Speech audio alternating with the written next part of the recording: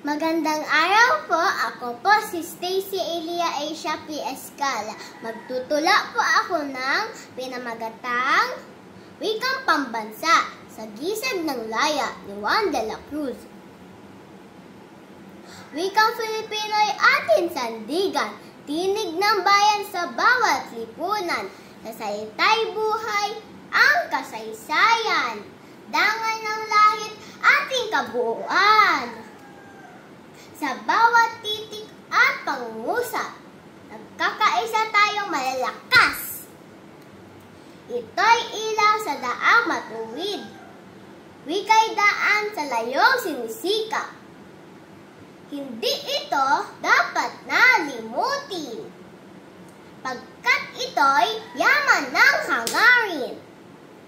Wikang Filipino'y dapat mahalin, sa puso't gaway laging gamitin. Kaya sa buwan ng wika ngayon, ipagbunyi natin ng may layon.